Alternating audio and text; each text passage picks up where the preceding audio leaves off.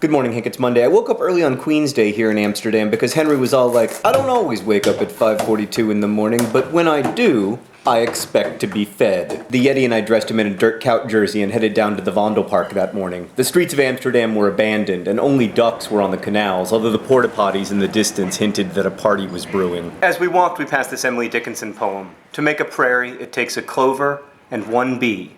One clover and a bee and reverie. The reverie alone will do, if bees are few. When we got to the Vondelpark, families were already setting up their stations for the free market, which is so called because none of the items in it are free, not even the back issues of Donald Duck comics. Queen's Day is a celebration of Queen Beatrix's mother's birthday, and it involves this strange citywide garage sale where people sell artwork and old clothes and unicycle with hula hoops for tips and offer carnival games, and oh my god, to be a kid on a lake in a bubble. It was pretty great, but Henry just wanted to play in the sandbox. He was like, guys, look at this stuff. It is amazing! After a while, we walked back to the apartment and I watched thousands of people streaming downtown, and then I met up with Nerdfighter Tobias, who was the only person in all of Amsterdam not wearing orange. I looked at my wardrobe and it didn't have anything orange. You're embarrassing yourself. I'm starting to feel a little anxious. Why?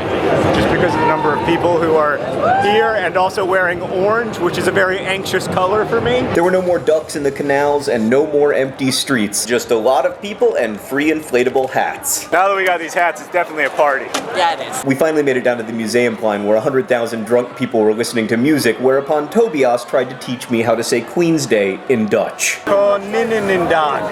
Koninginnedag. Koninginnedag.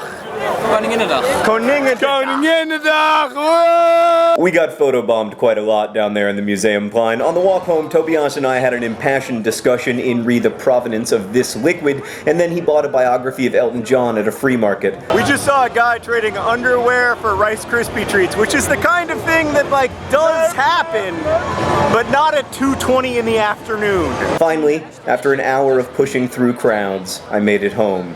Techno was rattling our apartment, but I was happy to live in a world that finds cause to celebrate, and happier still that by law, the party ended at 9 p.m. That's just good government regulation at work, Hank. I'll see you on Wednesday.